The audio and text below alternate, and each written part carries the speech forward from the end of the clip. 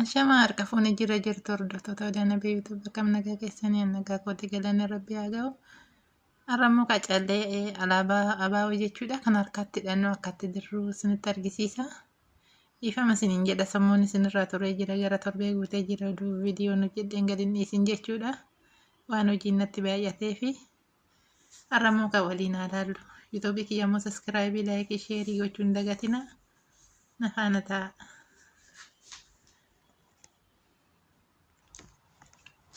Akkuma argitan kana qacallee kana qopheeffadhee jira. Qacalleen bifti isaa hunduu jira magariisa, bicaa, diimaa jechuudha. Bifa kanaan isa kana hojjenna qaama waliin. Kuni kan harkatti hidhannuudha. Tokko amma dura dursee hojjedhee jira. Amma akkuma argitan kana kun callee alaabaa abaabootii harkatti hidhachuu dandeenya jechuudha. Haala kana baay'ee bareeda.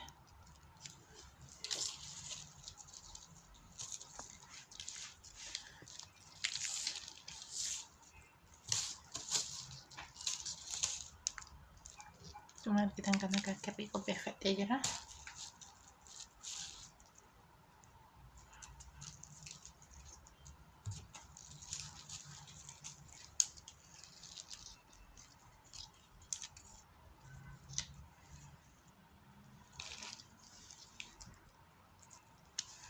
Haala kanaan diimaa afurii bicaa tokko goona.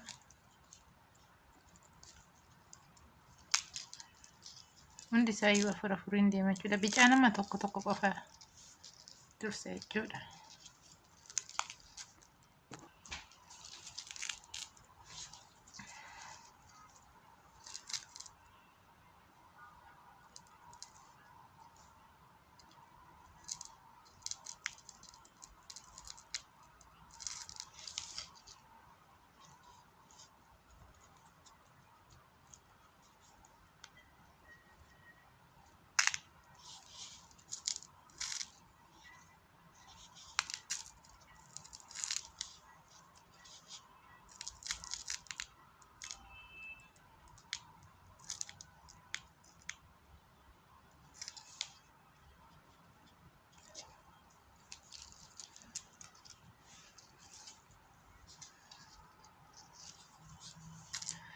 Mammuka diimaa afurii hunda isaayyuu akkuma argitan kana kun diimaan afurii gidduu kana keessa sadii hunda isaa kun tokko tokkoon haala kanaan jechuudha hin darbu.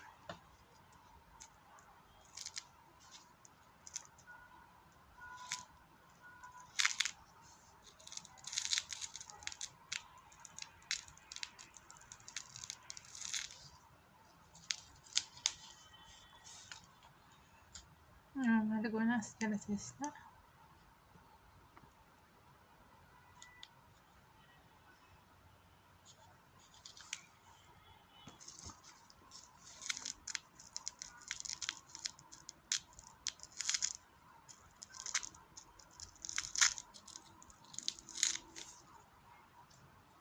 Haala kanaan akkuma argitan diimaa afur diimaan kun afur jechuudha. Deebisnee isa sadaffaa kana dhiisnee afuraffaa kana jala seessina. Akkuma callee ala miila dabre hojjennutti jechuudha. Bifuma saniin dirama.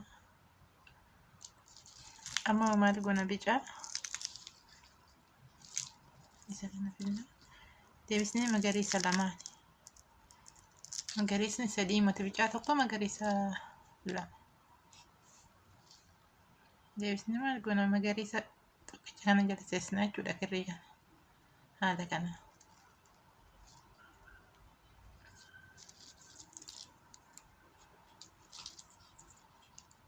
Haala kana.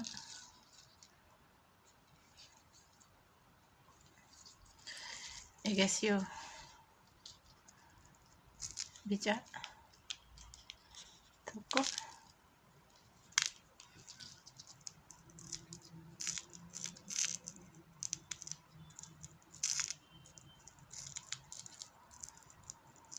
diimaa lama amma jechuudha asirratti gara noo deemnu yeroo hunda lama lama sadi sadiin deemna gisee gara see kana irra deebinu afuriin kan irra deebinu isinitti meera tanaan duraayyuu haala kanaan jechuudha.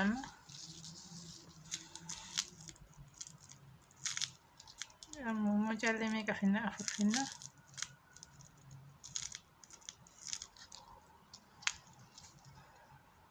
afurii sadaffaa kana jala teessina. Haala kana.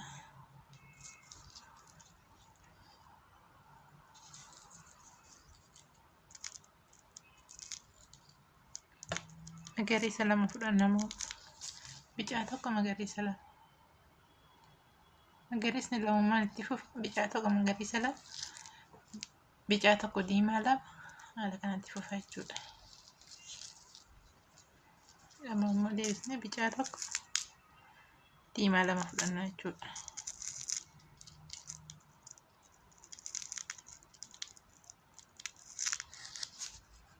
Akkuma argitan kana.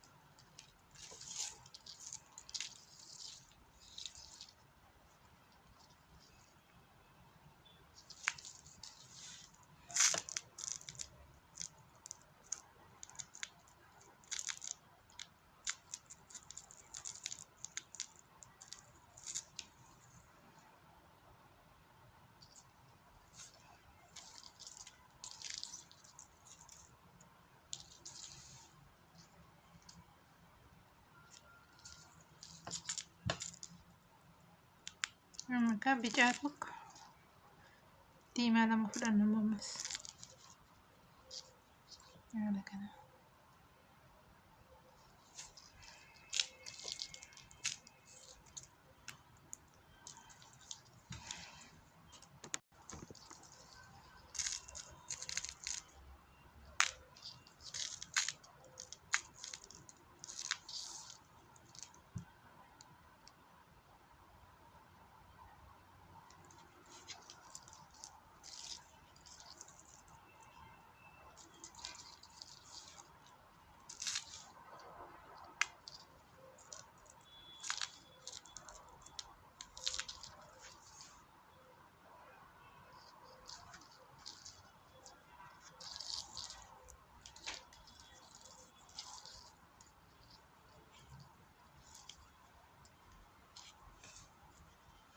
Akkuma argitan kana kaakina haala kanaan dirree jechuudha.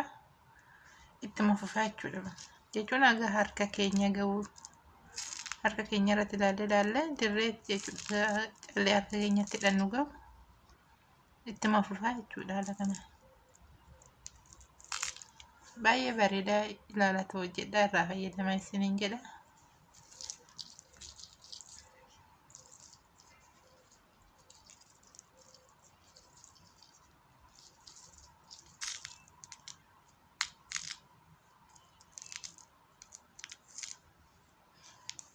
Yeroo hunda magariisa lama bicaa tokko.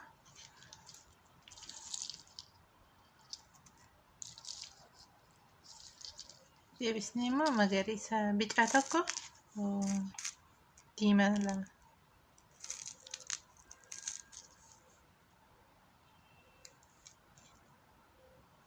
Haala kanaan jechuudha.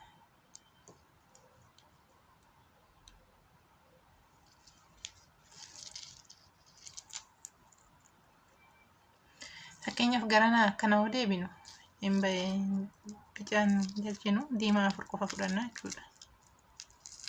Akka sirriitti isinii galuuf haala kanaan diimaa afur fudhannee diimuma kana jala teessisna. Kirriin adii biraan nuuf ba'a jechuudha. Bicaa biraan nuuf ba'a jechuudha. Haala kanaas biraan nuuf ba'a. Yoo san immoo bicaa tokko fudhanna, magariisa lama fudhanna. Magariisa lama haala kanaa fudhanna.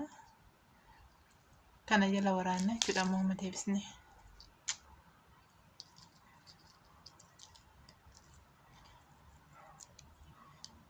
Magariisa isa dhumaa jira.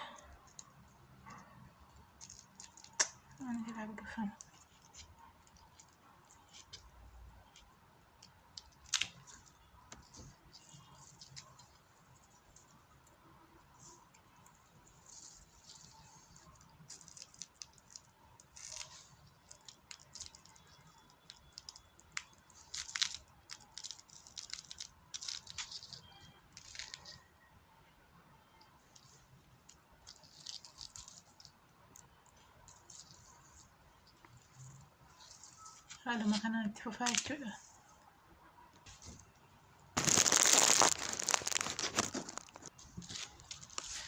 Haaluma kanaan kanaan keenya amma xumurre jechuudha. Xumura isaa kanarratti akkamitti harkatti akka hidhannu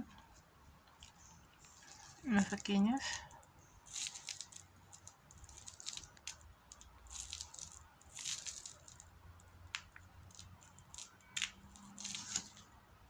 diriirratti galchuu dandeenya. Calleedhanis goone sensiliitti godhuu dandeenya, garuu haala kanaan goone baay'ee bareeda. Caaluma isa fakkaatu.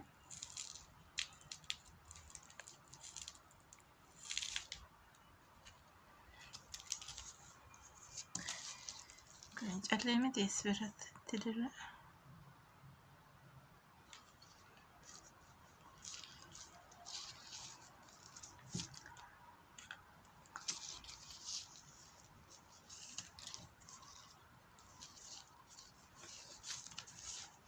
Haala kanaan jechuudha, akka inni walitti qabatuuf harkatti yoo godhannu sanatti tola.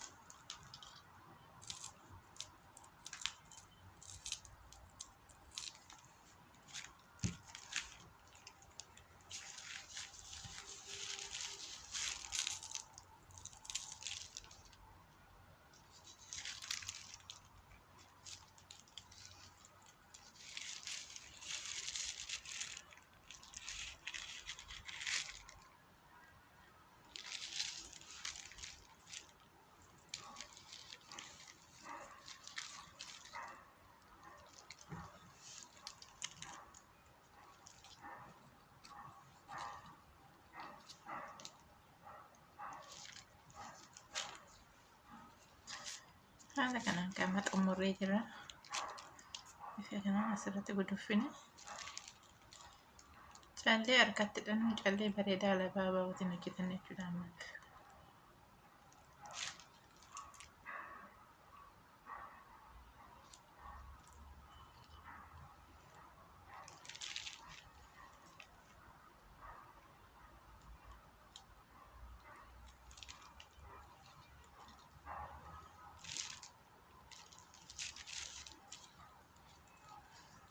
Haala kanaan jechuudha baay'ee bareeda. Harkatti hidhachuu dandeenya jechuudha callee kanaan.